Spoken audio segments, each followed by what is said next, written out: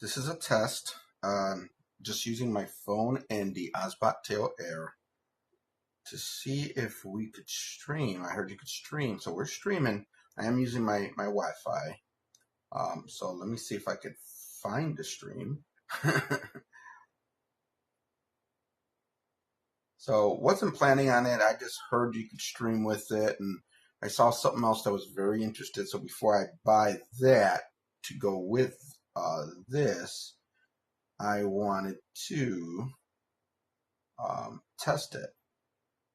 But I normally don't go to YouTube trying to find my own like stream and stuff like that.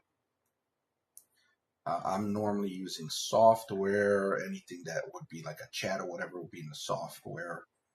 Unlike, other social media sites where I would go to that site. And I have auto tracking on, I believe, so it should follow me and everything. Yeah. So again, just testing, and it'll probably take me a minute to find my own video. So give me a second. And I'm getting notifications on my phone, so I might have to figure out how to turn off notifications if that's going to interfere. But we should be live streaming. Just got to find it. Wait, let me go to your videos. Maybe that's what I'm doing wrong here. Let me go to live. And I found it. All right. Now I don't have my speakers on.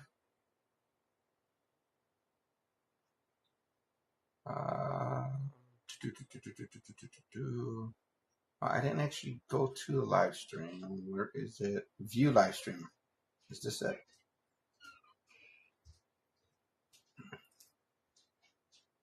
You would think I would know better. That's why it's called a test. But I guess I'm in the studio. I don't want to be in the studio. I want to be at the actual channel. But I guess from here I could copy the link. I'll figure this out eventually. Like I said, this is not normally how I do things, but I think I found it now. So now I can see the chat. Hey, JC, what is up? This is the new camera that I got. So this is the Obsbot Tail Air. And I heard that you could stream with it. So I'm just using my phone. No computer, no nothing. Just using my phone to control the camera and everything. And I have it in tracking mode. So really just bought this recently. So I'm playing around with it. I'm testing it.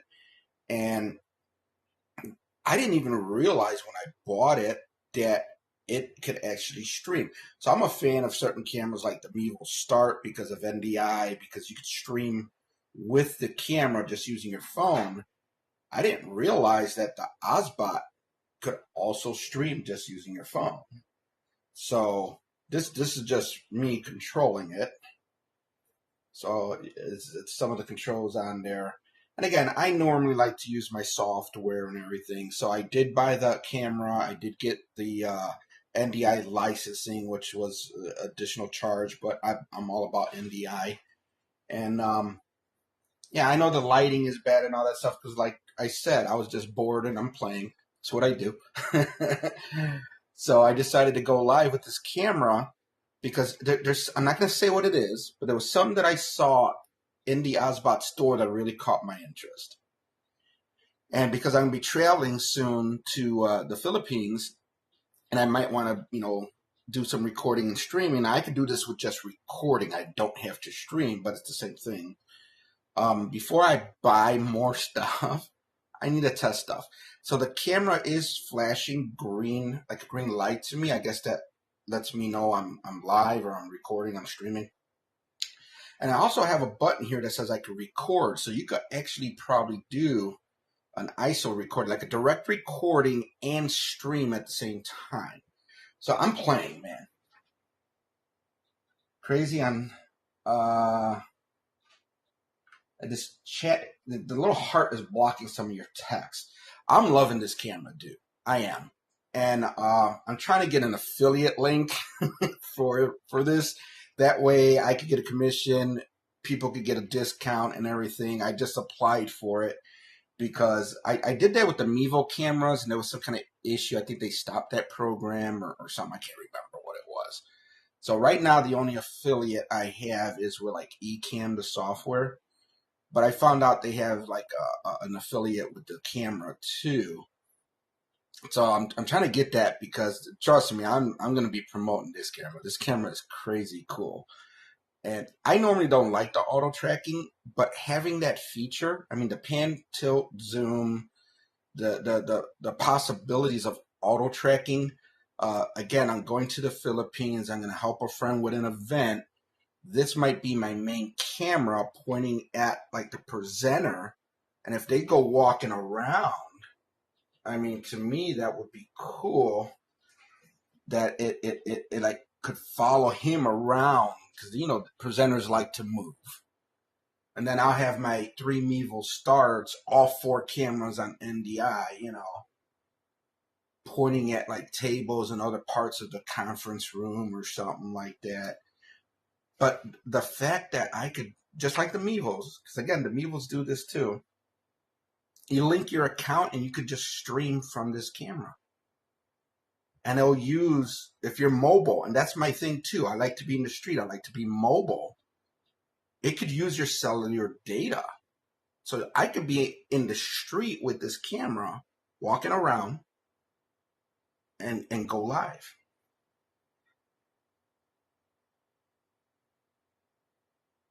I had the portal.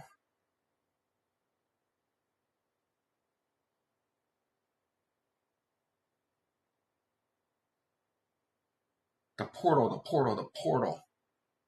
Can you elaborate on that and on the portal? Because you say portal, first thing I'm thinking is Facebook portal. I'm triggering stuff, like Portal TV and all that stuff, and I have a bone to pick with them, but I'm not gonna pick with them. But you had the portal. What? Oh yeah, and here's the thing. I think I've even done videos on this. I could hook up my Facebook portal to like an ATEM, you know, capture card. I'll go to like Zoom and I'll just bring that in. My bone to pick with portals, they discontinued the device. So that's one. Because the Portal TV I think is amazing. That's the one I have, the TV model. They discontinued the devices. That's one thing. Then, because we have literally at work probably 50 or 60 or more of these things, we couldn't use Facebook for work. So we ended up using Workplace. They removed Workplace from the portals. So now they're paperweights. I might have to recycle about 70 of these Portal TVs and stuff. And to be honest with you, I'm wondering if there's a way of like selling them. The Zoom thing wasn't the greatest with it, but it did work. Yeah. But I mean, I still think they're a nice device as long as you could still use them. Because I still use mine. I use it with, you know, smart speaker. So I have that set up. I don't want to say it because it's right here in front of me. I can still utilize mine because I have it attached to my Facebook account. But if you don't have it attached to your Facebook account, it's a pain. WhatsApp is a pain. They removed Workplace from the device, so now the company can't even use it. We're looking into like the Amazon Cube. Just to let you know, the Amazon Cube, you could plug in a web camera to that, and you could also use Zoom. And then, if I believe, they have an HDMI in and out. So you basically, my little trick for my video, you could probably do it with an Amazon Cube. Because all I did was connect, I got to remember it's this camera. All I did was connect the portal to a capture card or like an ATEM, because I have that as well. But if you get like the Amazon Cube, you could output it instead of a monitor or TV. You could output that to a capture card, and you can still use that. But I think the benefit of the portal was a lot of people said that it like automatically improves the videos, like you do 1080p or something. Oh, when you would use it for Zoom? No, I just used a free Zoom account. All I did was I would take the portal and connect it to a capture card, just like you would do with your mirrorless camera and stuff like that. Let me turn the light on. Oh, that one will probably blind you. The other one will go nuts. It is dark as heck in here. Yeah, that's not gonna work. It's the angle. Yeah, like I said, I just jumped in here.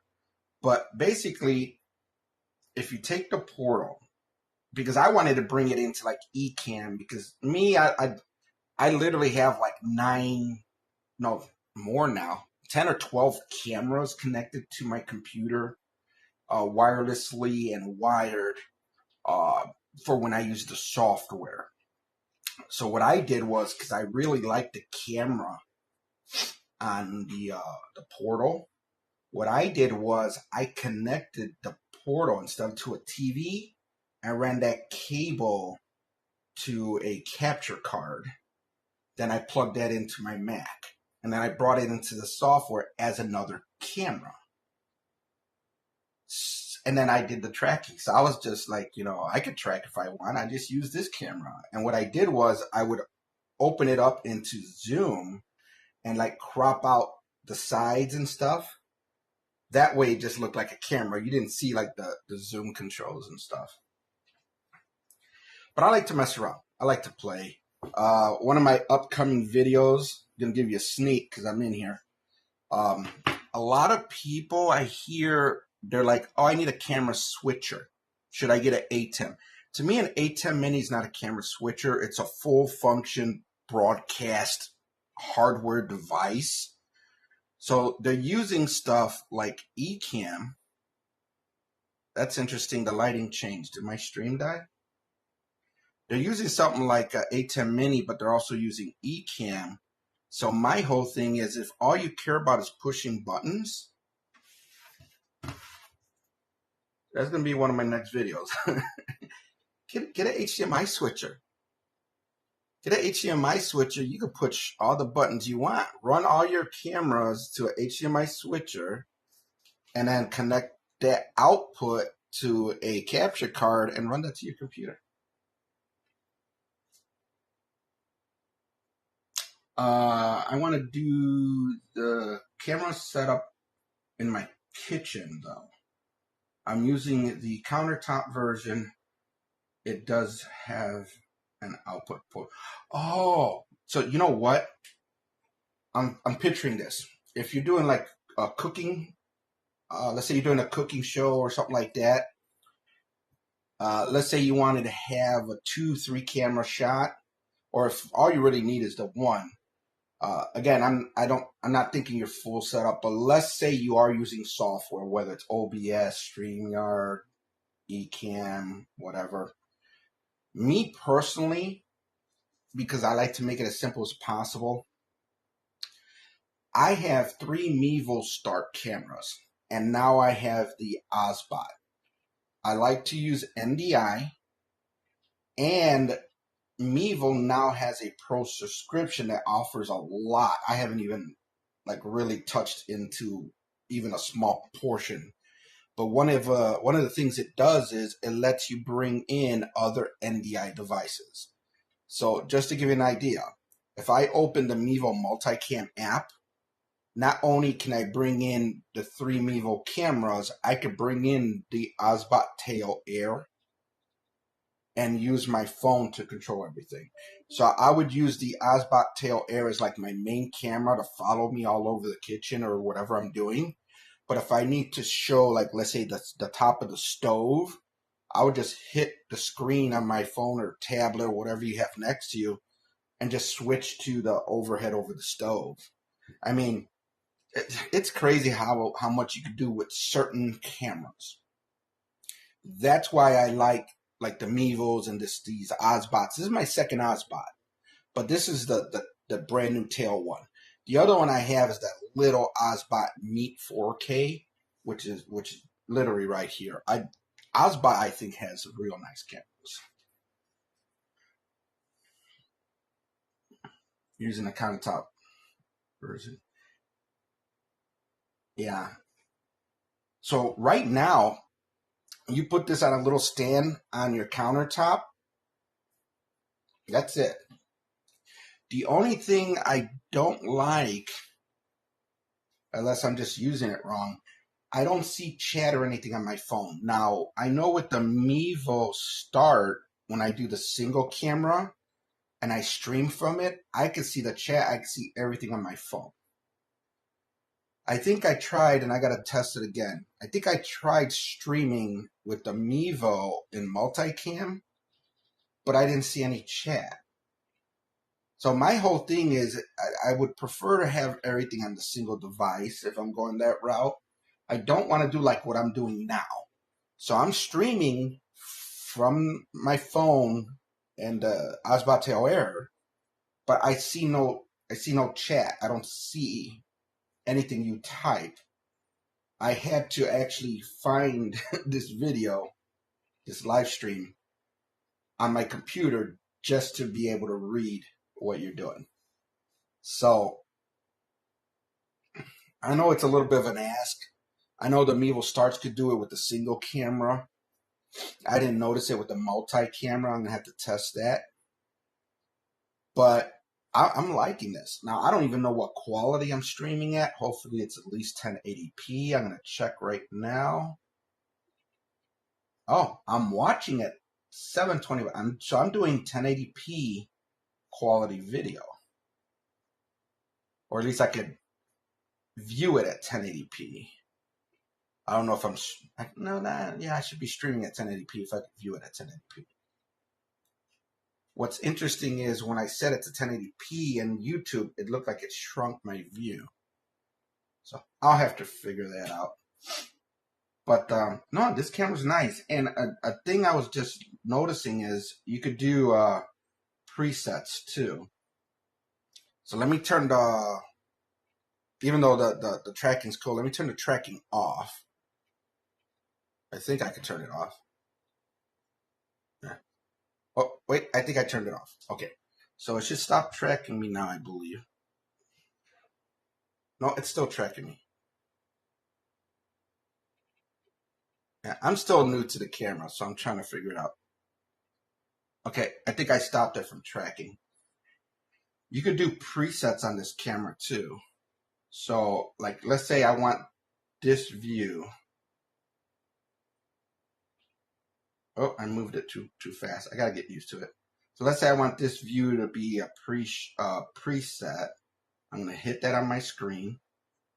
That's preset 1. And let's say over here,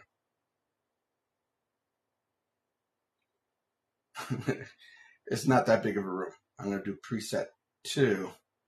And then if I think hit the 1, it should go back. So you could do presets too if you don't want to do the auto tracking. So it's pretty cool. I personally like, I think, the auto tracking. I mean, it's a nice camera, I'm telling you. And again, because I like the NDI, I paid for that, so that's a extra license. But you don't need the NDI. You could put this on RTMP, I believe. I believe you could also just run a HDMI, like a mini HDMI to a full-size HDMI to a capture card if you wanted to bring it into a computer. But I'm liking this. Just live streaming straight from the camera. I think that's cool. So, all right. I just wanted to test. I just wanted to play because I was curious. Plus, since I'm going to be traveling to the Philippines, I wanted to test a few things. Does it zoom in and out when you walk around? I want to say yes. So we're going to test that right now since you mentioned it. So right now I'm sitting in front of the camera.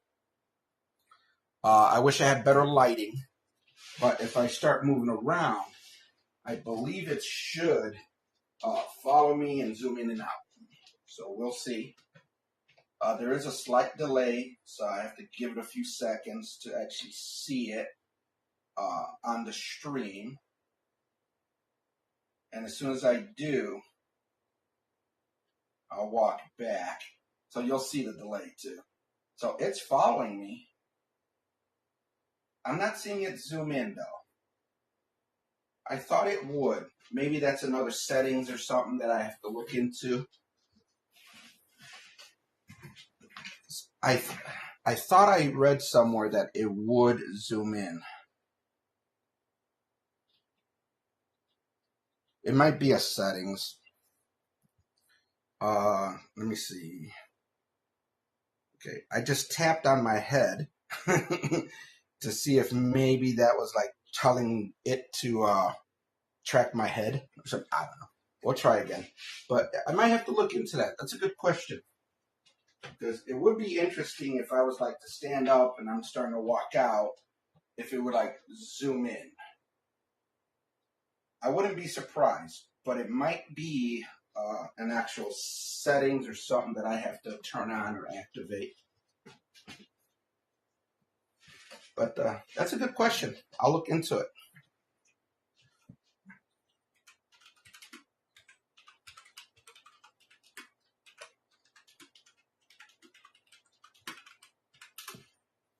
It's interesting. Because it does have the zooming capabilities. So I would think it would. But again,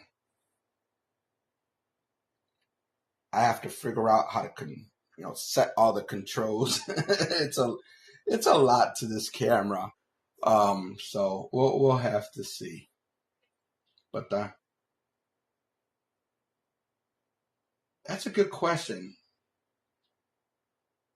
That's a real good question. I'll have to look into that. But yeah, I'm gonna take off because I think I finished my coffee. Probably need more coffee. Might have to shovel some snow. It does focus very well, yeah. And I mean, the lighting right now is super bad.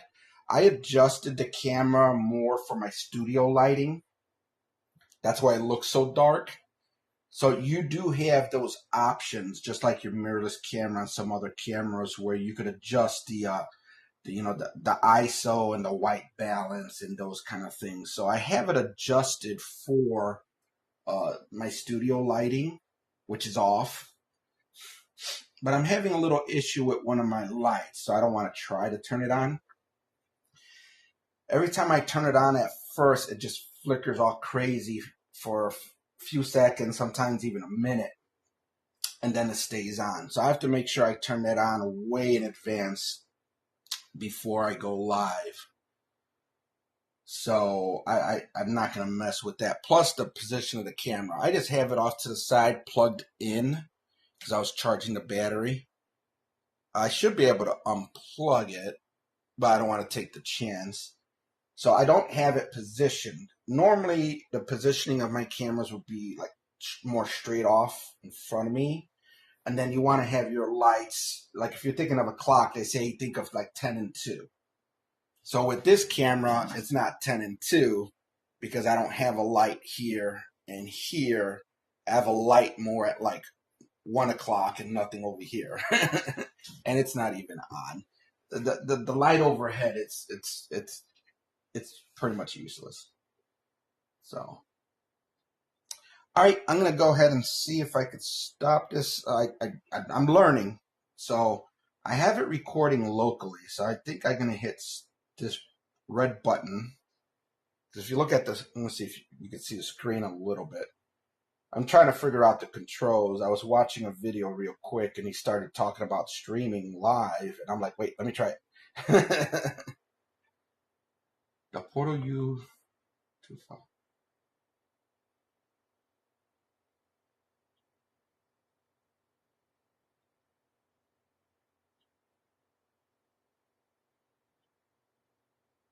Oh, no. Yeah, no, I'm very familiar with the portal.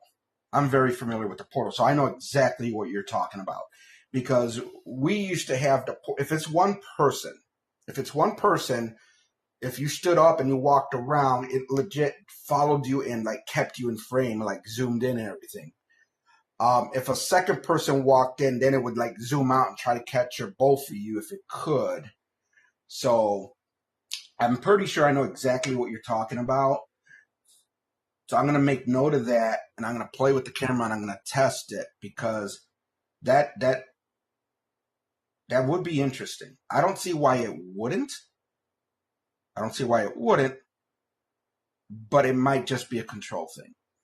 And I really need to learn how to control the camera. So so I'm going to hit on the phone to see if this stops the stream or just stops the recording or gives me the option to do both. So if I drop out, it was just because of that.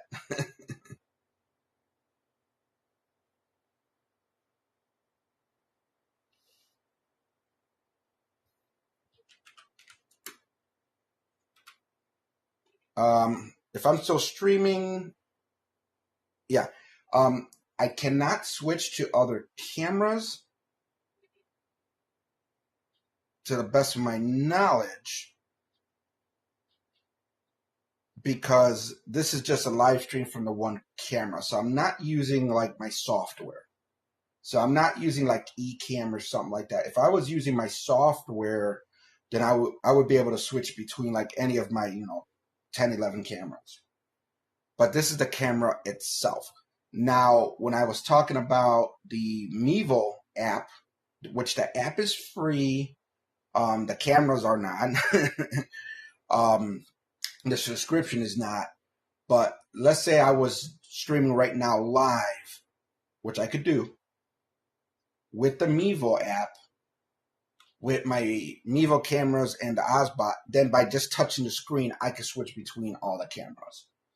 But right now, I'll have to look into it. I don't know. I'm going to say probably not. I don't think the Obsbot app itself, because that's what I'm using. I'm using the Obsbot's app to live stream. I don't think the Obsbot app itself does. Off the top of my head, I shouldn't say that, because I think I read somewhere if you had like 2 or 3 of these cameras, there's like a multi-cam setup. But again, I want to say that's if you're using software, maybe not their app itself. But now you gave me 2 questions to look into. I'm going to look into the zooming in when you're walking around, the tracking. And I'm going to look into if their own app would allow multi-camera and streaming. So you gave me 2 good questions there. So I was able to stop the recording. So I should have a local recording of most of this. I don't know if it's going to be 1080p or 4K or whatever, because I believe this device does do 4K. DJI tracking didn't accomplish the zooming out. The DJI doesn't? I know a friend that has one of those DJI cameras. She has that, I don't know what it's called. It's a small one. She was traveling with it, and she had a few problems with that one. Like, it would just start like pointing upward on its own and everything. But I see what you're looking for. You're looking for something that's gonna not only track you, but like zoom in and out depending on how far away and everything you are from the camera. So I'll do a little digging. I'll do a little testing with this camera. I have a few weeks before I travel. So when I travel, at least the first few days, I won't be able to test anything. I will be taking this with me to the Philippines with my Mevos and a few other things. And I'm going to be there for a while, so we'll see how a lot of these videos come out with this camera. But I'm going to look into that tracking stuff. I'm going to look into the multi-camera setup. You give me a few good ideas. Ecamm is my full production software. So if you look at any of my other videos where I might throw things on the screen, like right now, if I was at Ecamm, I would be able to throw your comments actually in the stream. And anyone on YouTube will be able to see it actually in my production. But I use Ecamm for everything. So a lot of people just do a regular recording. Let's say you're doing a recording. You just record your video. You throw it in your software. You do your lower thirds. You do all this stuff. I do everything live in Ecamm. So you could switch scenes, you could switch cameras, you could add lower thirds, screen share. I mean, I know people that bring in, live cam. I mean, Ecamm is insane, but it's Mac only. Something that's very similar would be, I just forgot the name. I mean, OBS is free, but it's a little harder to work with. That works on Mac and PC. But I want to say the closest I would say to Ecamm, which is Mac only, which is for Windows if you're working with Windows. I forgot the name. How can I forget the name? It was just in my head. Jesus Christmas.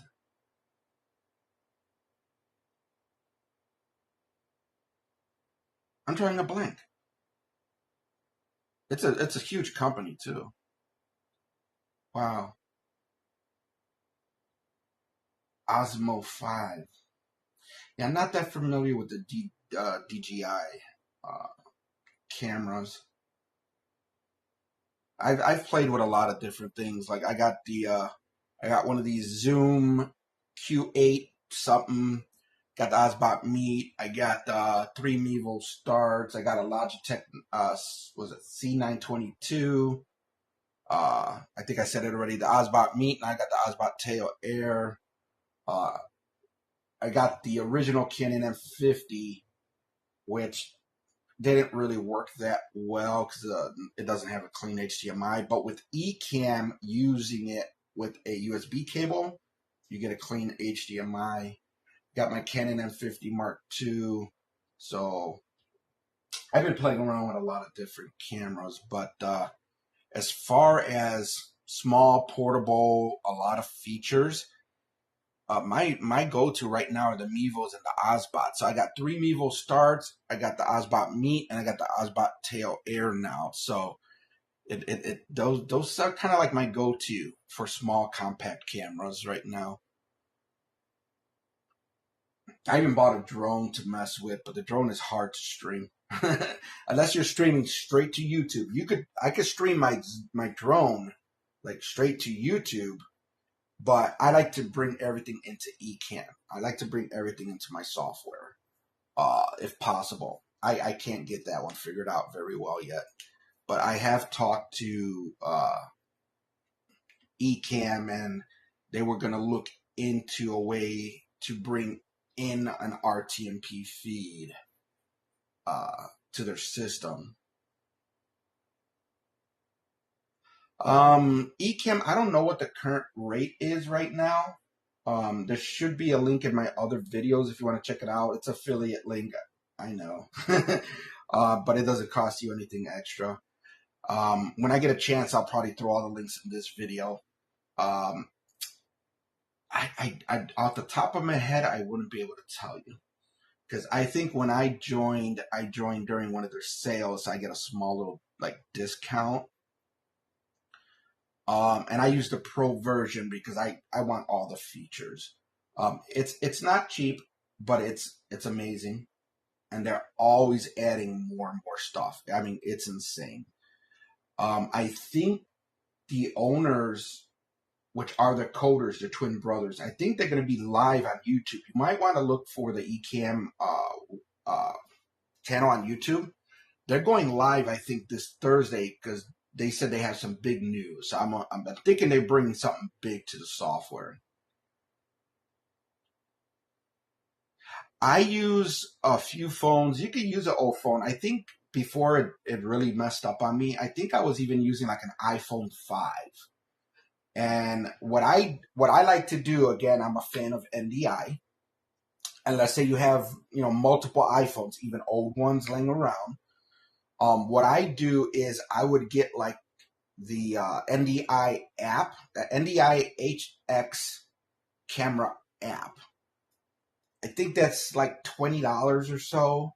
But once you buy it once, as long as all the phones are on the same iTunes account, I guess it is, or Apple account, you could download it to all your phones. So let's say you had like 5 old iPhones. You could download it to all your phones, turn them onto NDI, make sure your computer is on the same Wi-Fi as all those phones, and NDI will see every single one of them. You might want to make sure you name the phones, because I think it pulls the name of the phone. You might want to name the phone something like Camera 1, Camera 2, or Overhead Camera, Sync Camera, Stove Camera, and then it might be seen with all that stuff. You could show your screen, you could show, let me see, not only could you show your screen, if you're a Mac user, let's say like keynotes, you do a keynote presentation, you could literally bring in that keynote presentation. You could drop in, I think, like PDFs.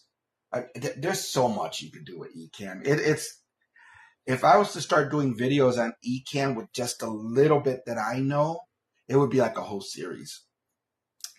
What I always recommend is just start with the basics, but literally, I mean, Ecamm could do so much.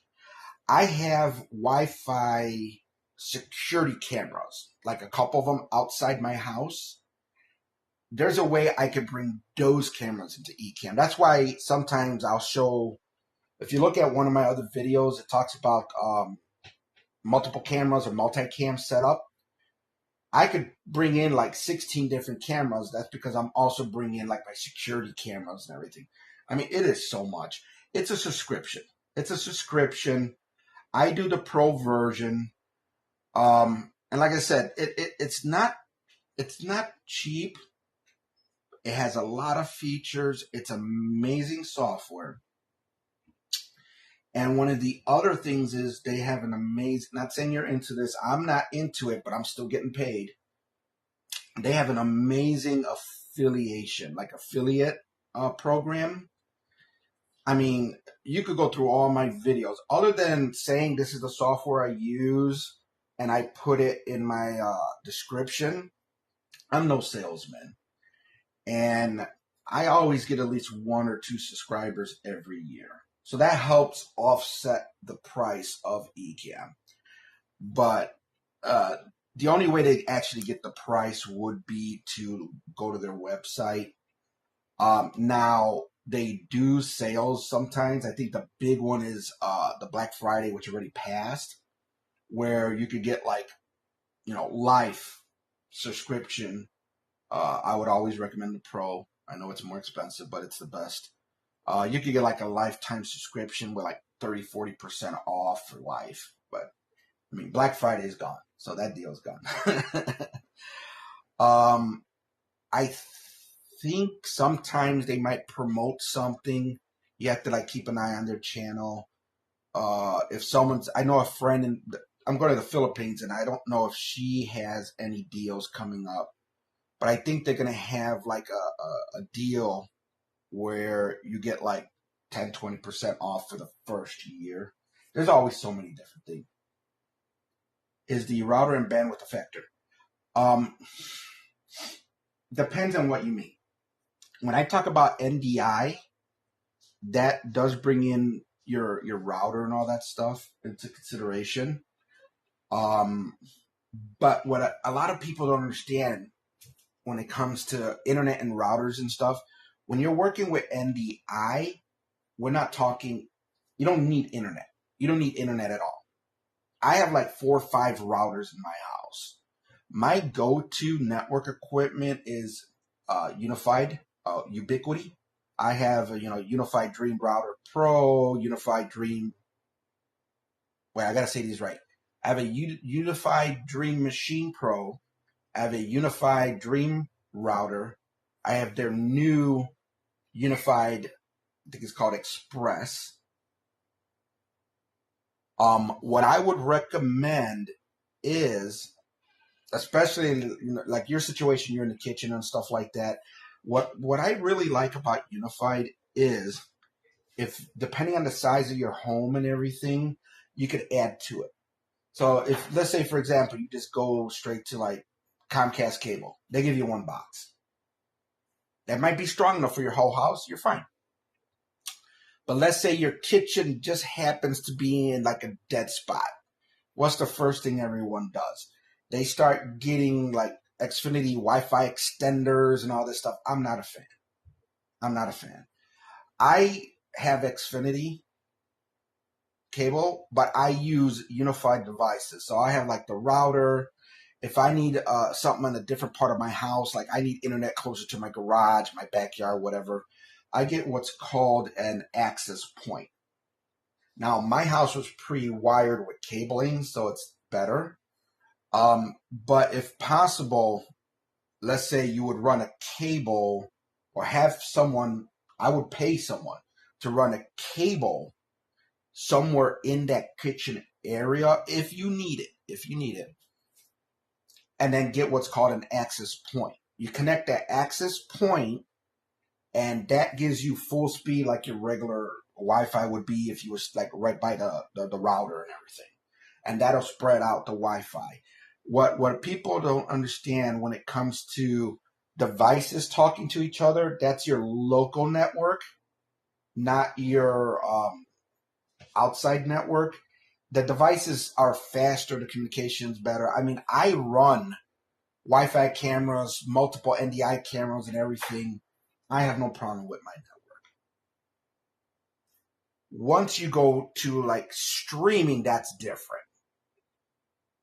But the NDI shouldn't affect much because that's local communication. Oh yeah. My favorite, and I probably have another one here. Oh, let me show you, because we use these at work too.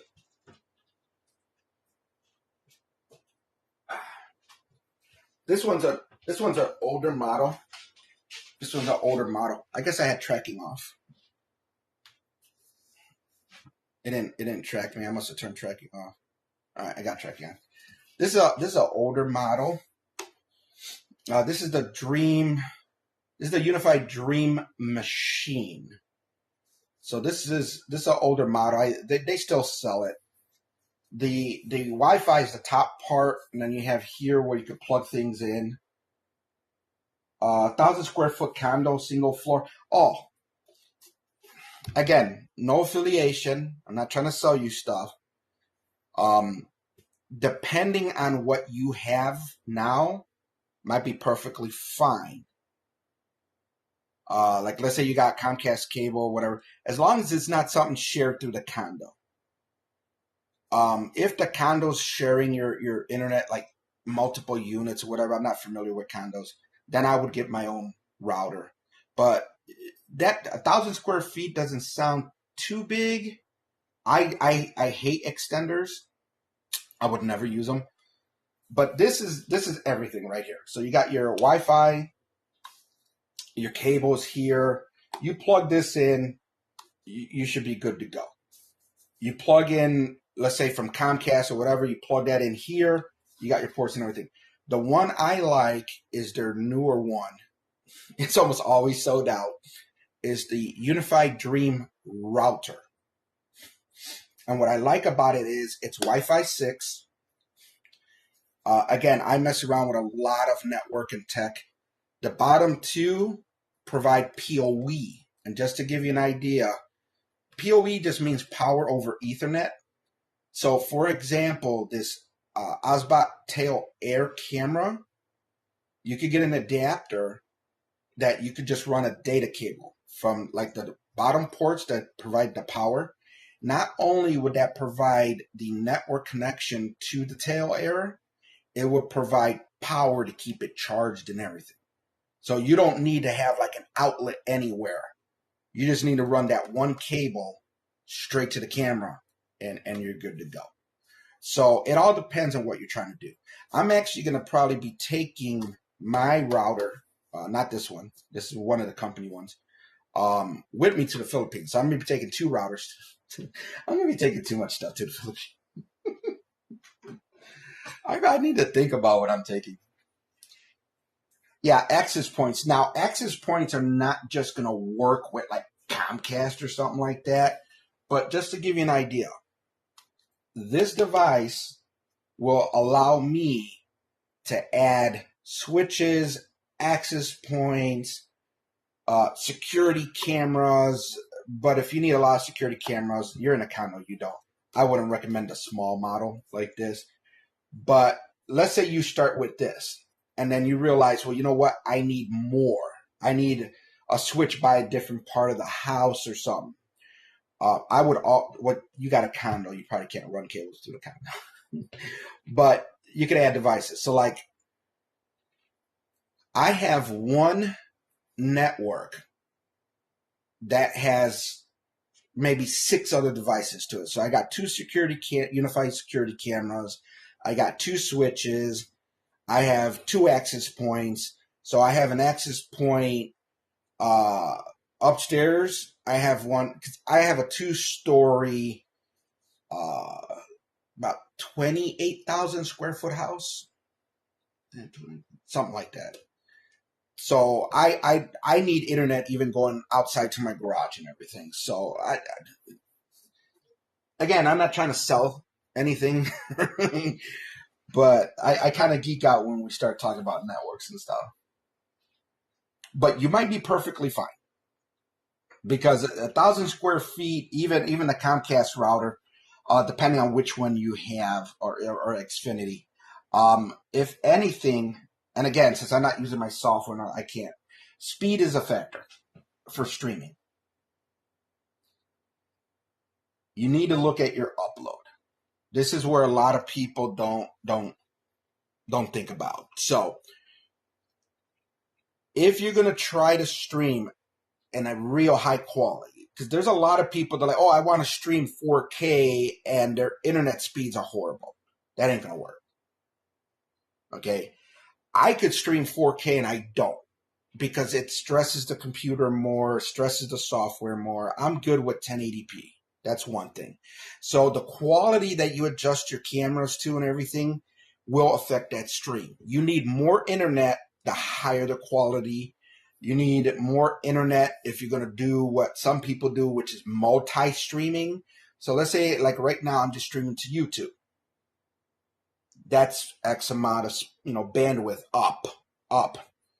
But let's say I wanted to stream to YouTube and Facebook and other places. One, I would probably have to use Ecamm or Restream or some other software. Restream, not a problem.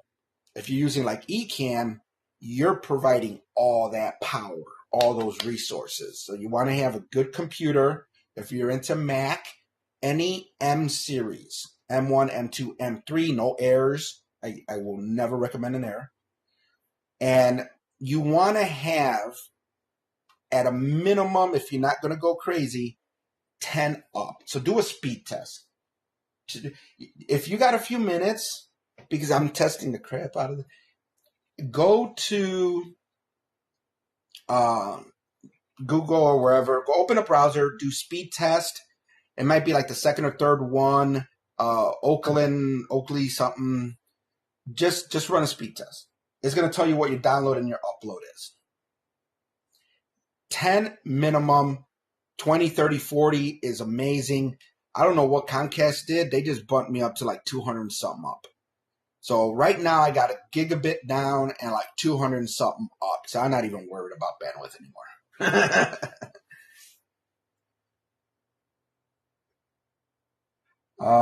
My bedroom setup would be my iPhone 12 Pro Max, okay, my old Samsung Note 8, okay, and my Echo 8. I'm more of a sound. I can't even read that next word.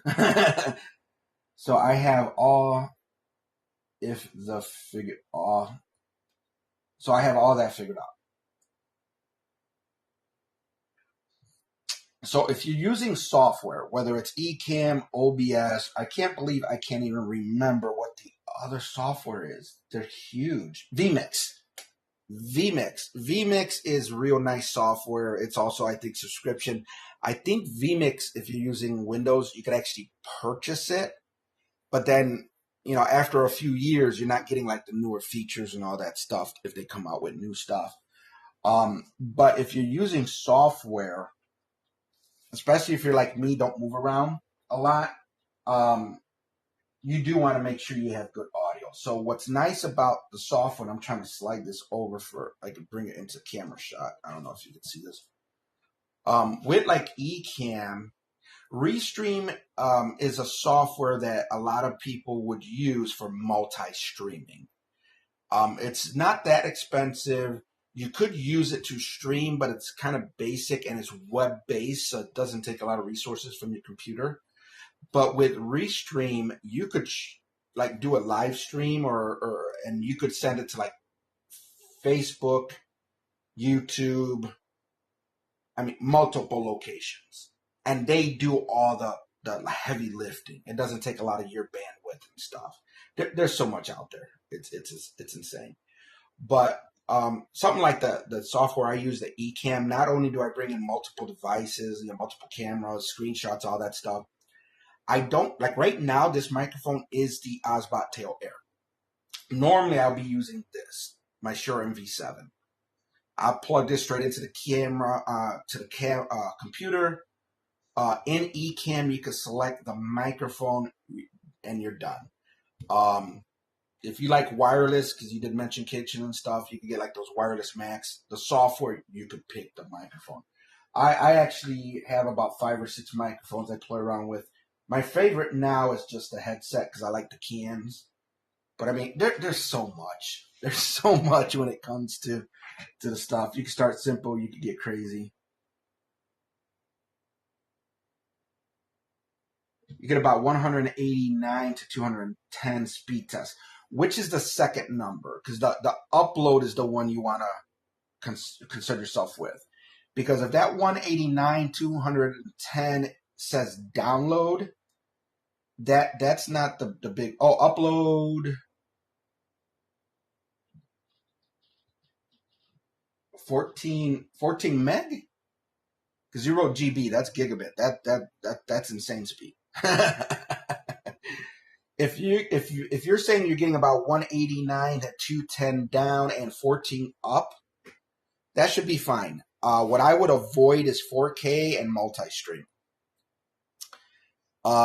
If there's a lot of people in the house, like let's say your family, and everybody's online, you might have problems. If no one's online, you're fine. Upload, I mean, unless you're a gamer, you're not using upload. Most people don't use upload. That's why a lot of these companies don't even talk about it. But over 10 and above, you should be fine for single stream, nothing crazy. Don't do 4K or anything like that. If you're thinking 4K multi-streaming, you're better off like 30, 40 up. So you might have to like up that package. But best way, I'm going to tell you right now, best way is just to do it and see what happens. Just like me. I didn't even plan it. I just started streaming with this camera. I don't even know how to use the camera. You just do it.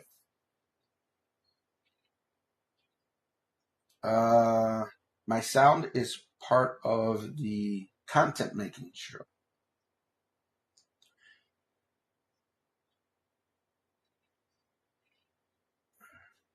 I don't know why they put this thing right where words go. So part of your text is blocking. The Ride Wireless. You're talking about the Rode, like the Rode Wireless Go 2? Yeah, I have the Rode Wireless Go 2. I like those mics. I don't use them that often because I need to really test them out. My room is not treated. And what I mean by that is a lot of people will put sound panels, they'll put some kind of carpeting in the room if it's wood flooring and all that, just to help with the sound. I can't deal with all that. So I just get a real good mic that, unless like this Shure MV7, unless it's in your face, which a lot of people don't like, you're not going to hear stuff. Because I might be running a fan, the air conditioning, all this stuff. The Rhodes, I haven't really messed with them too much. But I feel most of my other microphones that I have, they just pick up too much other noise. So unless you have a pretty quiet room, they might hear other things. But I do like the Rode Wireless Go's. I have the 2-pack set or whatever. Is the receiver with the 2 transmitters. Yeah, I really like those. Yeah, 14 meg. Yeah, that's what I figured you meant. 14 meg up. 14 meg should be fine. Like I said, don't try to do 4K. uh, and don't try to multi-stream. If you're doing YouTube, stick with YouTube. If you do Facebook, stick with Facebook. Don't try to stream to YouTube and Facebook. I think I even did a video where I was streaming, I think, in 4K with only 10, and my software was screaming at me. Like, I thought my stream was just gonna like crash and all that stuff. But it went through, but it was rough. It was rough. You guys game too? Yeah. So just make sure nobody's gaming while you're trying to stream. Because if you're doing both or multiple people are gaming at the same time, I don't know how much the gaming would take, but streaming will take quite a bit. So I would say if you're doing 1080p, let's say to YouTube, out of that 14-ish, you're probably going to use 4 or 5, but they recommend that buffer. But you might use like 3 or 4. So it's not like you're going to use the whole 10 or 14, but you got that. They always recommend to have that little buffer just in case something happens. A lot of people would swear that you can't stream with 10 or less. I've done it. I've done it for a long time until I upgraded my internet package because I just wanted. Should never say you needed. I wanted more. I mean, I work from home. I'm in IT and everything. I need a lot. I even got this new thing now called Storm Ready or Stormy Ready. So if my internet does go down with Comcast cable, it just automatically switches to cell data. And yeah, I need internet. When I get a chance, when I come back from my trip and everything, I'm gonna save up some money. I'm actually gonna have look into installing a backup generator that works off the gas in the house and everything. That way, if I lose power, it just switches to the generator, and I can still have my internet. Because again, I'm in IT. I need internet. and that's this microphone. That's the built-in microphone of the Obsbot. I'm not using anything but the Obsbot. But my go-to microphone has been for a long time the Shure MV7. Love that microphone. It's USB and XLR. So if you don't have a mixer, I've never had these mixers before. These mixers are more recent. You can plug that straight into your computer. Another thing you got to be careful with is if you do start wiring a lot of stuff to your computer, don't use these goofy little hubs and adapters. You get a docking station. It'll save your life. The most recently I got, God, I need to do this Amazon affiliate when I get a chance because I throw too much stuff out there. The CalDigit Element Hub, that's my newest one. I'm really liking that one. Nice little, power brick's a little big, but it gives you 3 Thunderbolt connections, 4 USB 4 connections. You could pop in your microphone and stuff in there. Microphones, capture cards, if you use any of those kind of things. Web cameras, especially if they're higher end, they need more resources, so you want that docking station. What I like to do is I'll get adapters like this that will convert from the smaller connection to the USB A, and then I'll just plug it in here and plug this into the Thunderbolt side. That way I know I'm getting maximum resources and stuff. I don't take chances with my gear. I mean, I got 2 docking stations. I got all this stuff. It's insane. I'm going to check out the Ecamm thing out, but just to be sure, OBS can handle. OBS can handle a lot.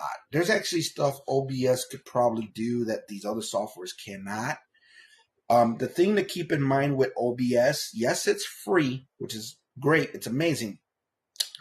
you're probably not going to get a lot of support because it's basically just coders. It's like regular people out there making, what's the word? God, my brain ain't even working right now. It's like I'm forgetting how to talk. Modules or attachments. Like you have to build it. Like I love NDI. I like playing with NDI. You download OBS right now from scratch. It doesn't do NDI. You have to add it. They're add-ons. That's probably what I'm thinking of. You have to add NDI to it. One thing I heard, I haven't checked it out. I'm not a big guy with OBS. OBS has an add-on where you get like 2 windows. You could do one window at 16:9 and one by 9:16.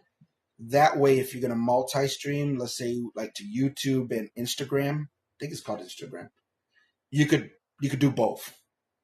So OBS has a lot, but it's more of you're going to have to watch a lot of videos. You're going to have to learn how to build it. Ecamm, which is Mac, vMix, which is Windows, is more of we built everything for you. You just need to learn how to use it. OBS is more like, here's the base model. You need to learn how to use it. Plus, you need to learn how to build it to do anything and everything you like want it to do.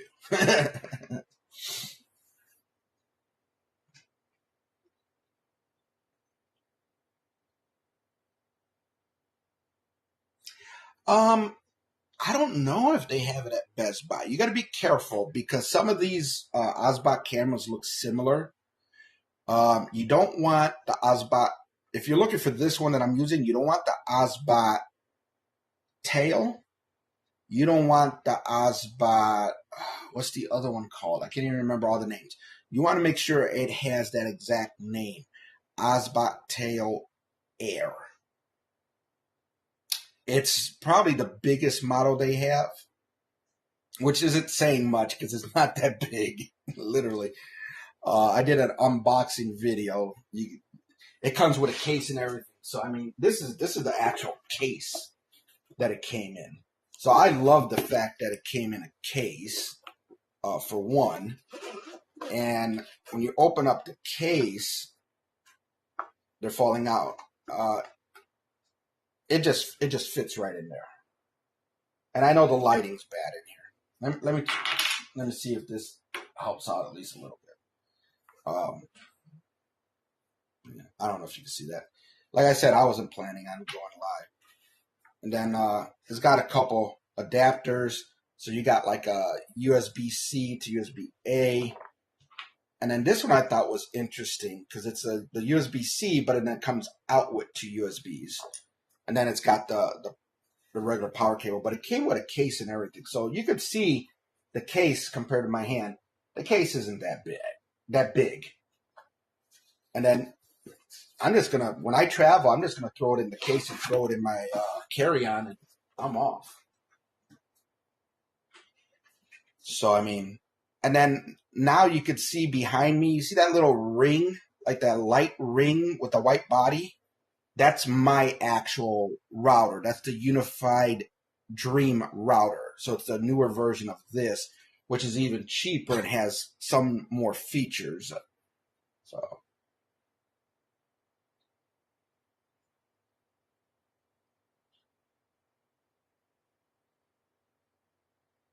well, you could multi-stream with Ecamm. You can't do Instagram. Well, you could. You could do Instagram. I was talking about OBS. OBS has a plugin or something where you could do both with different orientations. But if you could stream to, let's say, your account, you're allowed to stream to Instagram and everything. With Ecamm, if you have enough upload, you could do what's called multi-streaming. So you set it up to stream to, let's say, your YouTube account, your Facebook account. You could even set it up to stream to your Instagram account. But what's going to happen is if you have that wide orientation, the 16:9 orientation, it's going to crop it out. So you got to keep that in mind. So you want to make sure your camera is centered all the time for Instagram to crop out.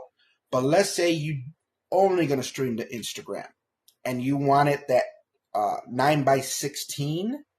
You could change the settings in Ecamm to do a 9:16, and then you line up your camera, you set up all your stuff, and then when you stream, it's going to look that way. So it all depends. I just like one camera zooming in, one on the side and one showing my piano. Oh, piano, and then my screen.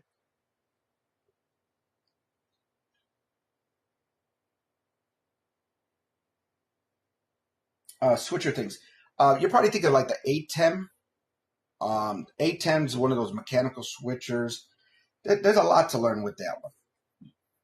You're probably better off, I would say, with switcher, unless you're really into that kind of stuff. Because like an Ecamm Mini is a full production thing. It could do like picture in picture. It could do some things. I don't mess with it that much because it's just too much to learn.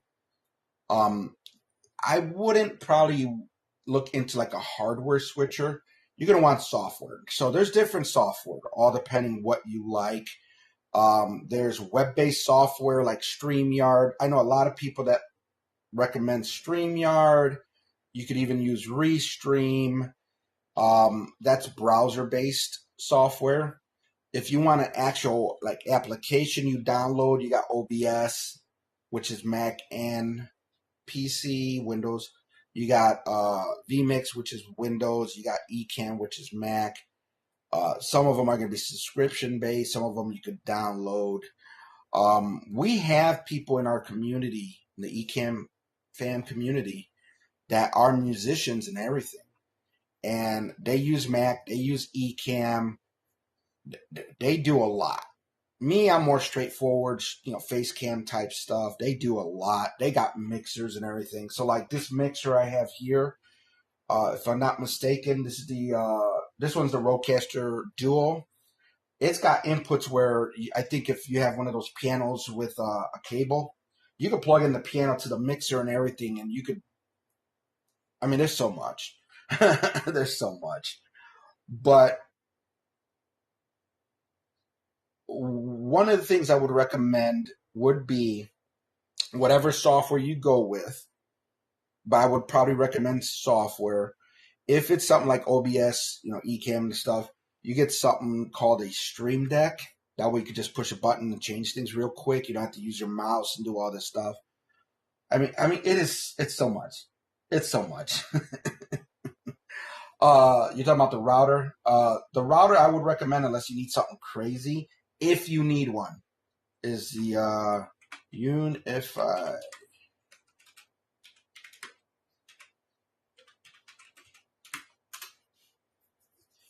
That's one of my favorite routers right now. It's not massive. It has a built-in Wi-Fi and all the stuff.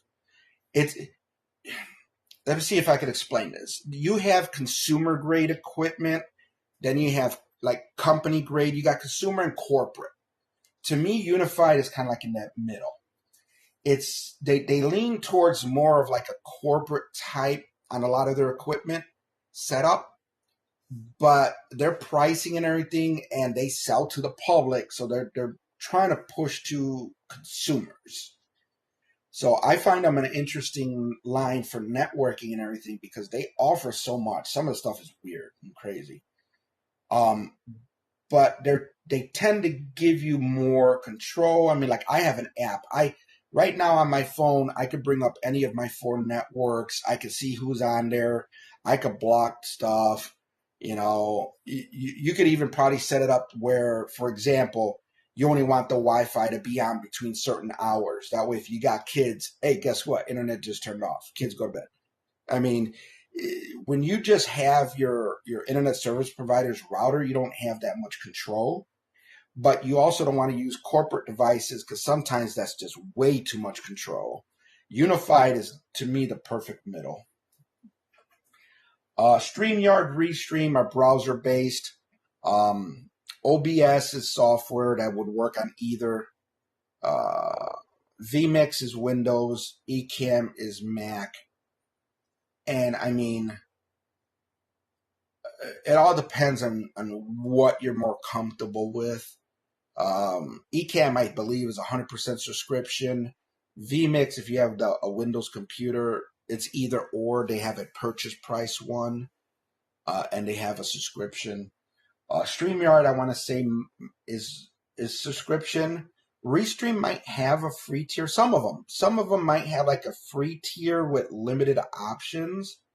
But almost everything, just to let you know, almost everything is going to have a what do you call it? A trial. So, like, let's say you have a Mac and you want to do a trial of Ecamm. You're not going to find it here because I just went live. But if you go to any of my other videos, there's going to be a link there. It's an affiliate link. Doesn't cost you anything. Helps me out. But if you click on that link and you go to Ecamm, you could do I want to say 14-day. You could do a 14-day free trial, full feature. So it's going to give you all the pro options as well, which they have 2 tiers. They got like the basic and the pro. I must have did something with my hands that it zoomed in.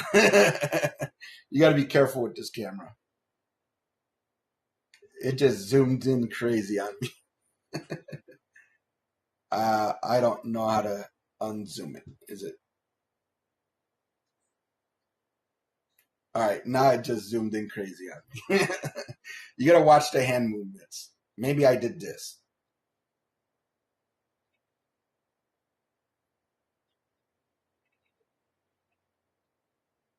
Yeah, it's the hand movements. You got to be careful with your hand movements. But yeah, you get a 14-day trial. You could play with, you could mess with it. Every Friday they do like demos. There's a lot of videos out there to get you started with it. You could play with it for 14 days. You don't have to buy it just to get a feel for it. I want to say same thing with probably even Restream, StreamYard. They all should have like trial versions and stuff. Yes, I have a Rodecaster now. I never had one before. You see, my thing is this. I'm in IT and I kind of have that like thought process. People need help. I like helping people. Okay. But when people start saying I'm having problems with my Rodecaster, I can't help them because I don't have one. So I kept seeing a lot of people saying they're having problems setting up their Rodecaster, in Facebook, in the communities I'm in. And I'm like, how hard is it? Let me buy one. So I kind of break down and I bought one. So I got the Rodecaster Duo just to test it. And because I have it, I use it. But the MV7 will plug in directly to your computer. So I do like it. I have it. It's cool.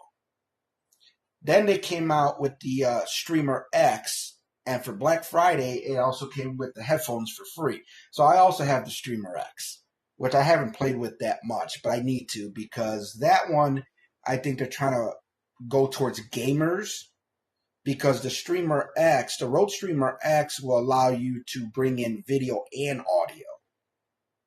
So it's like your capture card and everything in one. Having everything in one's a little scary to me, but at the same time, especially if you're gonna like move around with it, it's a smaller unit. One audio, well, I shouldn't say one audio. It does your audio, your video, and you're just running one cable to your computer. So instead of having a capture card take up a port and then the Rodecaster take up a port and then, one box, audio, video, sound pads. I really need to play with that one more.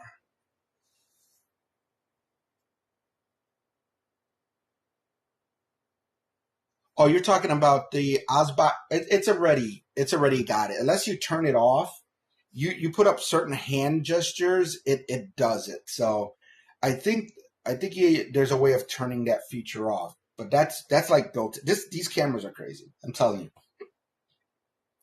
I'm loving this camera more and more. And the fact that this entire stream has just been my phone and the Obsbot Tail Air. Ugh, loving it. All right, I'm going to take off.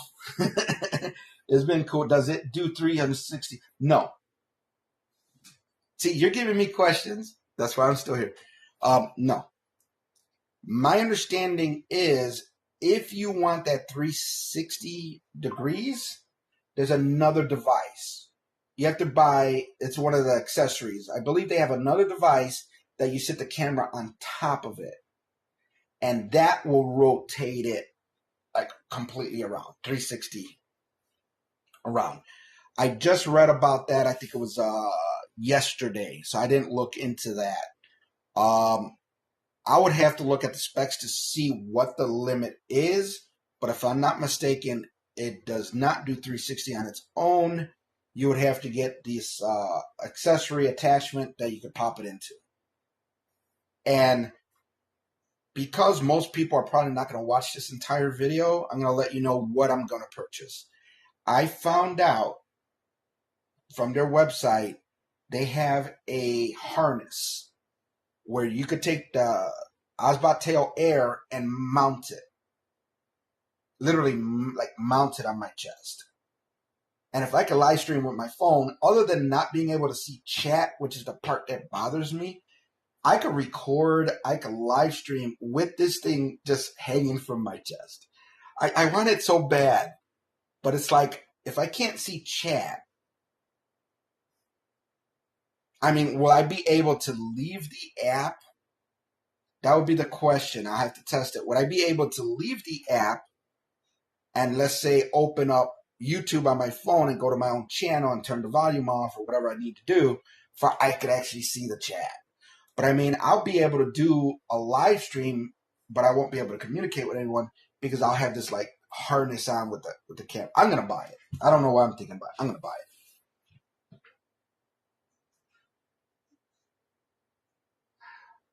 And hopefully I could come back to this chat and see all your questions, because you did give me a good amount of questions. You did give me a good amount of questions for me to do some research.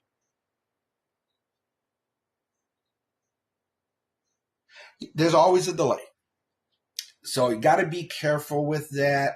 One thing as a viewer, and I try to do it myself, but sometimes I forget, I just type, is kind of, when you type something, kind of make sure you put enough information there for whoever's streaming will realize what topic or what it was you were asking about. Sometimes I'll just make a comment, and because of that a few seconds delay, it could throw someone off. And that's because I'm actually paying attention to the comments. There are some streamers, like I know a lot of people that do crafting and everything. They'll be crafting and talking for like 15, 20 minutes, and then they look at the chat. Now they have really no clue what's going on. Obsbot Tail Air, correct. Obsbot Tail Air. I know I have a box, or I have something around here. I guess I don't. That's the brand new one. If I remember correctly, since I don't have an affiliate link yet, I can't give it to you. I think you would get like a 5% discount or something, but I don't have a link right now. I just applied for it. I believe it's four. Let me Google it real quick. Is it 400? Let me Google that real quick. Obsbot Tail Air. Obsbot Tail Air. I don't know if it's 400 or 500. $4.99. Okay, so it's $500. I actually bought it, spent the $500 plus tax and all that stuff, and it's NDI capable. I don't know if you're familiar with NDI or if you follow NDI and what you can do with NDI. I have to have NDI. If it offers NDI, I need NDI. So not only did I pay the $500 plus tax and all that stuff, I paid an extra $99 for the NDI licensing, because I I just love NDI. I love messing with network stuff. I love the ability to just put this camera anywhere in my house. Like I could be on my second floor. This camera could be in my kitchen plugged in just to keep the battery charged. It is battery, so it will last maybe 2-3 hours. I haven't even tested the battery yet. But I could plug this in my kitchen. I could be up here in Ecamm, and I could flip between my cameras up here, the camera in the kitchen, back and forth, without running a cable from the camera to my computer. So that's where I was thinking about it. Do I really want to buy this camera because I have to buy the license separate? I caved in, and I'm glad I did. Now, I didn't get the remote. I didn't get none of the other stuff that comes with the camera, just the camera and the NDI license. And I'm happy. Now that I know they got a chest thing, might get the chest thing just to freak people out. I'll be walking around with a camera on my chest. I don't know. But I had someone tell me about glasses. They said you could stream from glasses. I think they're Ray-Ban Metas. So the fact that they're associated with Facebook, I'm a little mad at Facebook, but it's okay. I just ordered those. So I'm going to be like Facebook and Instagram or something. And it's only like 30 minutes. But normally I don't do even videos that long. But I'm trying to figure out a way of like a wearable camera. But I'm not a fan of those GoPros and stuff like that. I'm not an action camera type of guy. So definitely going to look into the harness. Glasses should be in a few days. So I'm going to be playing around with glasses that record and everything. It's like I have nothing better to do than keep buying tech and playing with it. I don't know. I just switched to my Mac. Video is clearer, nice. I mean, I'm gonna watch this afterwards, and that's the thing. A lot of people don't do. They don't watch their own videos. Anything I record, anything I stream, any videos I do, I watch them all because I want to see what it looks like, not just off my camera. I would literally go and watch all my videos on YouTube, all my videos on Facebook, wherever I got videos, whether they're uploaded or they're live or anything. I watch them all. That's how I judge things. I want to hear my audio. Like right now, I have no clue if the audio is good or not until I go back and watch the video. Because if there's a problem with the audio, I need to know how to fix that. And that's one thing I would recommend to everybody. Trust me, YouTube would know you're watching your own video and you'll lose those viewer counts. They're not worried about that. I'm not worried about that. I always watch all my videos because I want to know what it sounds like, what it looks like. I always check the settings to see if I could change the video quality. Because if you go into your YouTube channel and you're watching, you're watching a YouTube video like you are watching me now. If you click on the little settings, you could see what I'm streaming at. I did a hand gesture again. See, this is the problem with these cameras. You got to be careful with the hand gestures. So I don't know which one it was now. It just did it to me again. Is it zooming out? Yeah, this camera, man, I'm telling you. It's cool, but you got to be careful. Maybe I could do it with the phone. Let me see.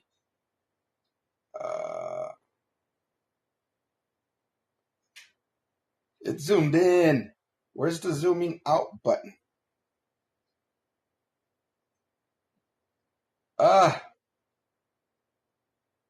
They should have something for me to zoom out. Nope, that's something else. Oh, what you do to me? I just hit one of the pre-programs I did. Maybe it'll zoom out. You gotta be careful with them hand movements, man. I'm telling you. That's funny. Unless the fix is with the current update, it is. the capacity to upload straight to story accounts. Uh,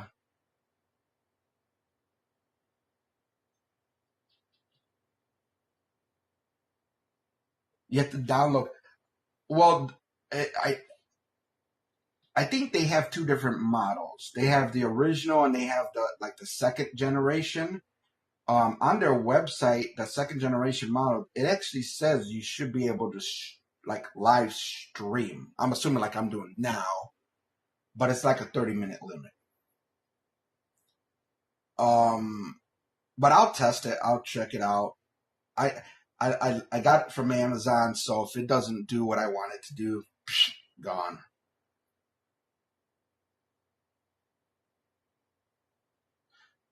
Oh, you have the original. Yeah, I think it's the newer model, the Gen 2. The Gen 2, when I read it, because I heard about this, I'm like, what? No. I read it. It says, I'm pretty positive, but the limitations is, I guess, because they're Meta. You can live stream to Facebook. I think also Instagram up to 30 minutes. So it's not like you could do like, I don't even know how long we've been talking. Normally no one jumps in when I do live, so I never stay this long. But as long as you got questions, we're cool.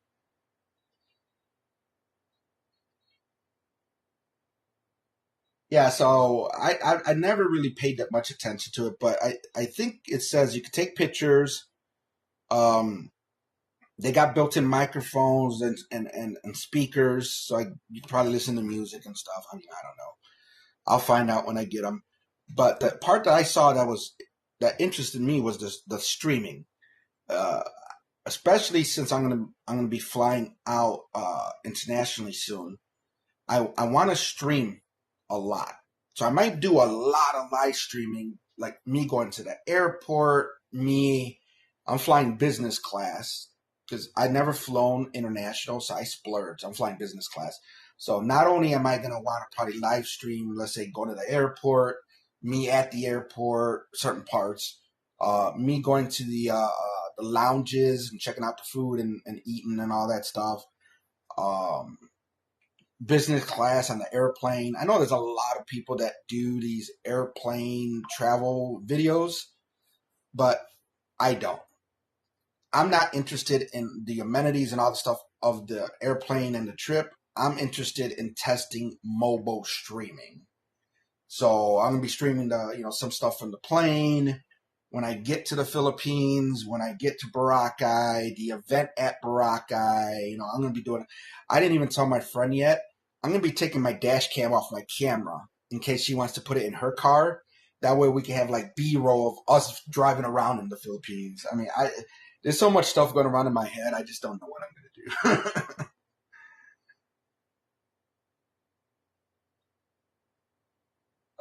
do. You guys are all entertained by me. I mean, you could tell when it comes to technology and this kind of stuff, the streaming, the cameras, and all. I'm like a kid in a candy store. I mean, I could probably do hours and hours and hours if I don't think about it and be like, I got to shovel snow.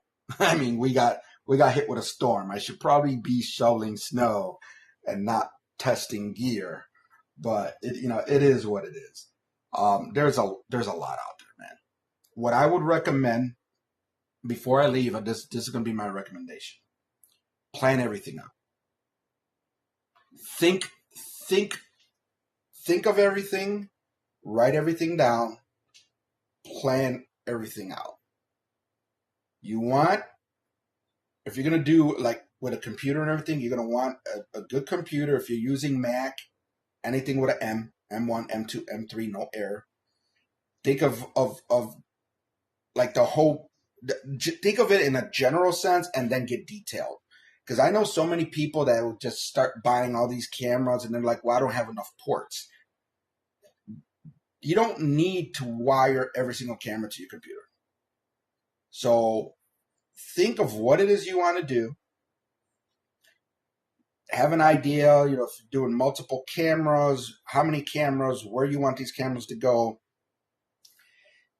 how much money are you actually willing to spend, because you might have to spend some money, and what's going to work best for you. Especially if you're like me, where I love a lot of wireless stuff, network stuff, that kind of thing. That's why I'm really loving this camera, because of the NDI features. If I want, I can just stream straight with this thing. That's why I like the Mevo Starts, because all the flexibility with those cameras. And like I said, I got 3 Mevo Starts. I got this Obsbot. I can put all 4, that's 4 cameras, all 4 on NDI, which is my network. It's utilizing my network without running a single cable to my computer. Because my MacBook Pro, not that I'm using it now, it only has 2 ports. So unless you're using adapters, docking stations, all kinds of stuff, dude.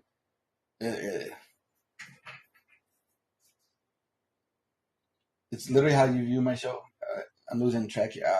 I found you after my portal disconnected. Has been researching the workaround. Oh, okay.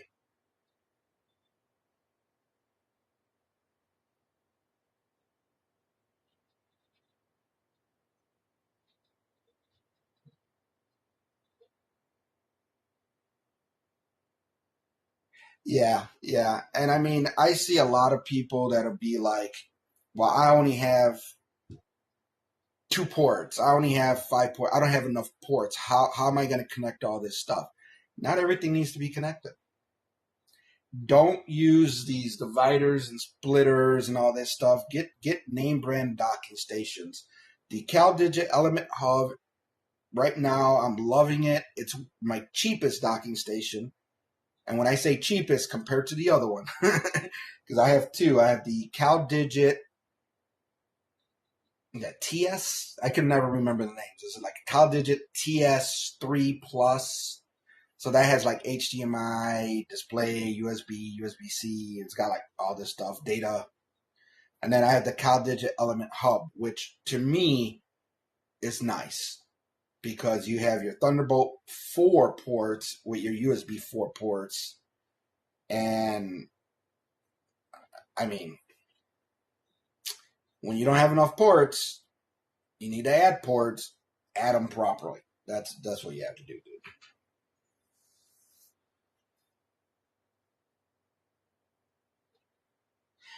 Exactly. Exactly. And I normally have them laying around here sometimes. I like show people, like, don't do this. I gotta have one laying around here somewhere. I gotta straighten all this mess up. I got things thrown all over the place. Work's been crazy lately.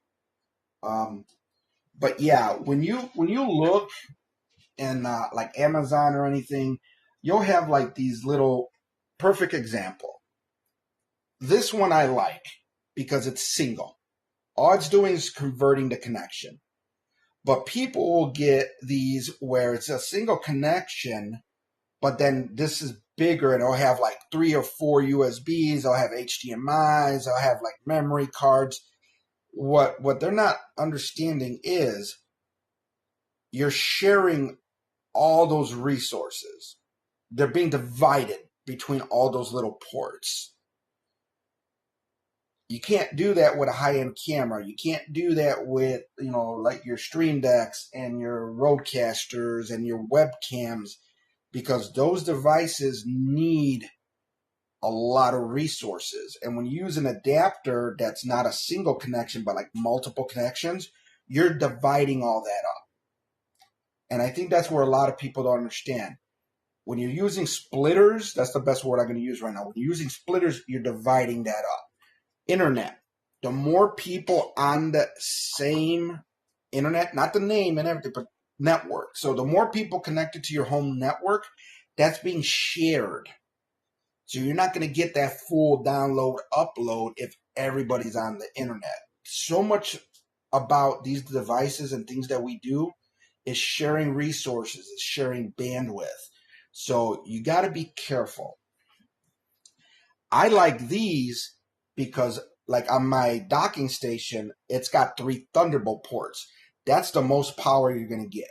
A Thunderbolt 4, That's the most power you're going to get. So using this to connect to that docking station, and then let's say this is what I'm doing. You got your CalDigit 4K capture card. This is what I do. Because this is not going to connect into a Thunderbolt port. This needs a lot of resources. This needs a lot of power. Don't connect it to the same USB bus. That gets into a whole nother discussion. You know, some people will connect this straight to their Mac, and then they'll connect other things, not realizing it's sharing that USB bus. You want this by itself on its own bus, and the easiest way for me to do that, convert it to this connection, power docking station, you plug it into the wall, you plug this into the Thunderbolt side of that Element hub, that's it. All the power this thing's ever going to need.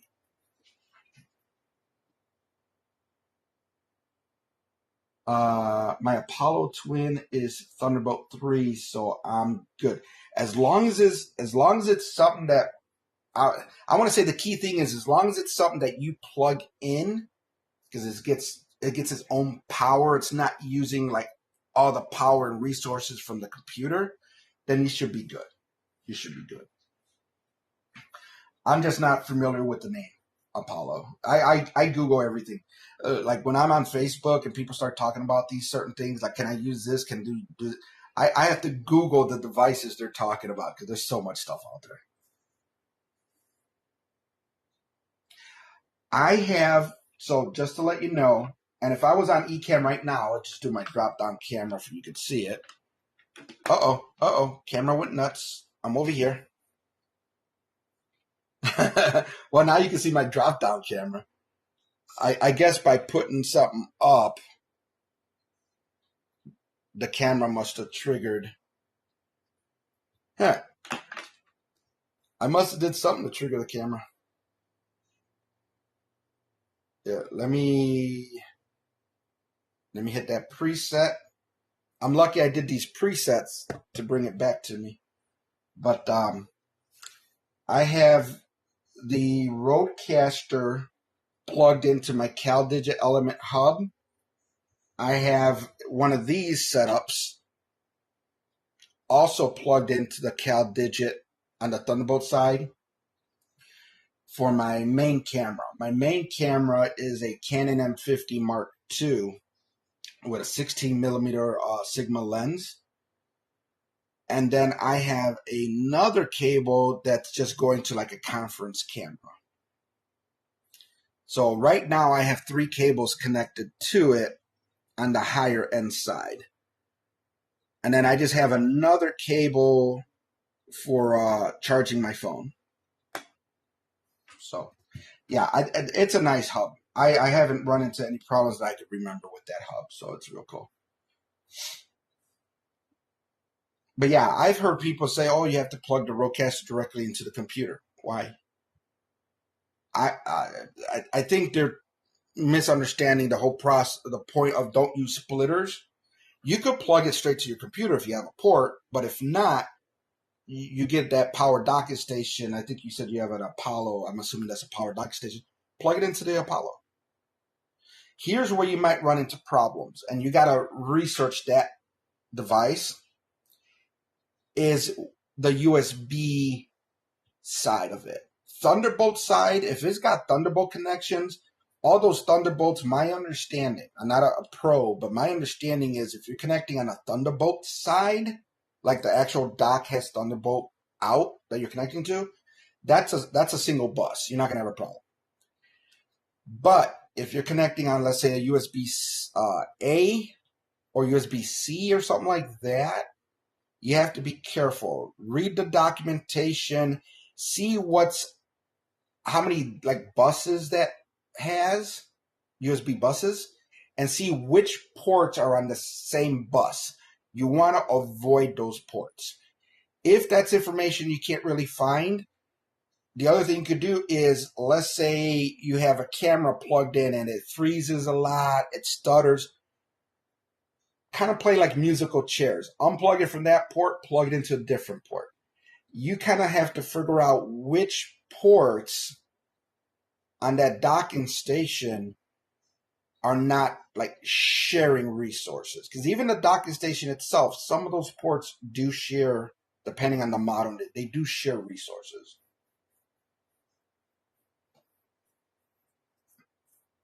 Yeah, my main camera, which is over here, I have a Canon M50 Mark II with the Sigma 16mm lens, and then I have that with an HDMI cable going to a Camlink 4K, and then that's going to the docking station. So if you watch any of my other videos where I'm looking straight and I'm using Ecamm, you'll probably see like the border effect with the colors moving around and all that stuff. That's my Canon one. If you want to see really crazy camera stuff, look for my videos that talk about multiple cameras. I think I did one maybe a week or two ago. You'll see me flicking through all the cameras and doing all the goofy stuff. Now I'm concerned with my hands because it looks like every time I play with my hands, the camera does something. So it's weird.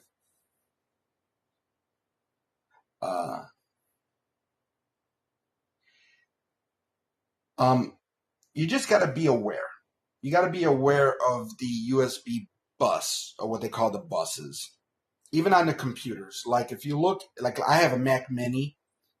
So if you look at the details of the Mac Mini, certain connections or certain ports are combined on the same USB bus. So that means that they're going to be sharing resources. So if you plug in two high-end devices, even though they're different ports, it's the same USB bus. My understanding with these docking stations, if they have Thunderbolt ports, those are single buses each. So just to give you an example, the CalDigit Element Hub, my understanding at a minimum, because it has 3 Thunderbolt ports and 4 USB ports, I'm going to assume this thing has a minimum of 4 USB buses. So the Thunderbolts are on a single bus. The USB, all 4 USBs might be on a single USB bus. So if I connect all 4 of those to like high-end devices, they're probably not going to work that good. So it's just some research that you got to look into with that. All right, so I'm going to take off because I probably do have to shovel snow.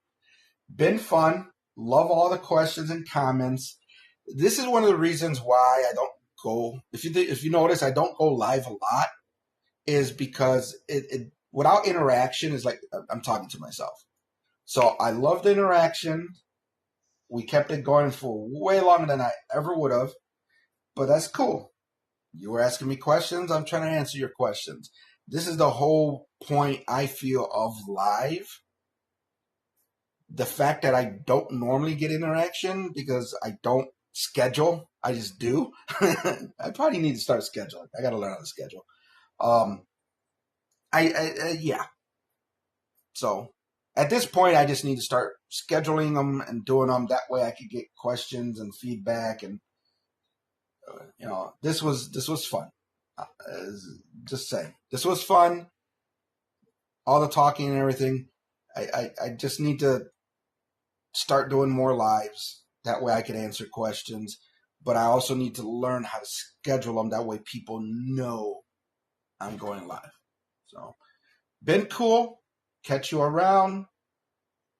Take care. Now I got to figure out how to stop it because I keep forgetting I'm not doing this on my computer. I'm doing this on my phone. So if this turns off, that's why I can't tell how long it's been. It says a little over an hour. So this is a lot for me. So I'm going to figure out how to stop this. And I need to ask. I guarantee my friend in the Philippines is going to show me all that stuff because he schedules everything.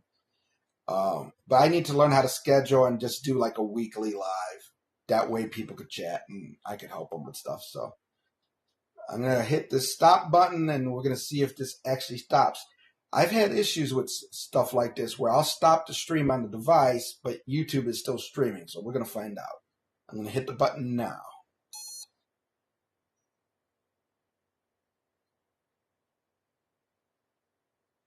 Oh, we're still streaming. Maybe it's not that.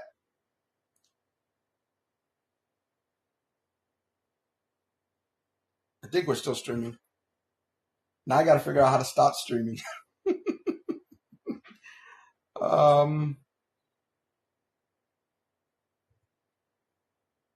How do I stop?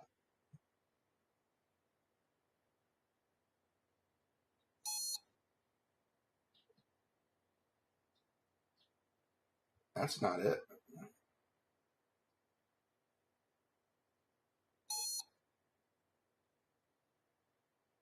Oh, this is going to be fun.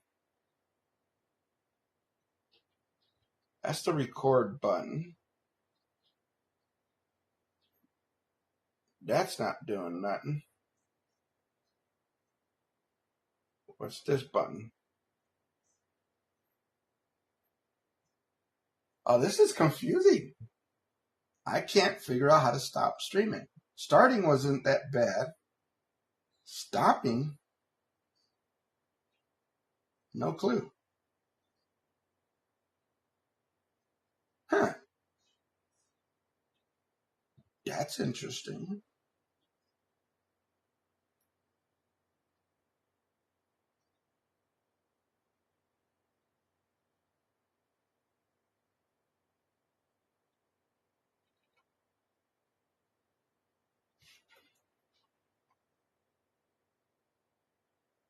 No idea how to stop this.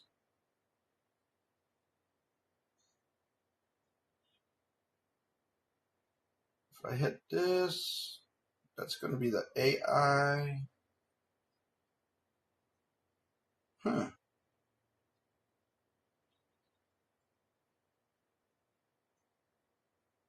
So I just changed something, but that's not going to affect the stream.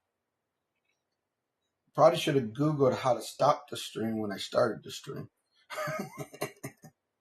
I'm just hitting buttons now. What's this button do? That's the ISO. What's this do? Unable to access the album. Okay.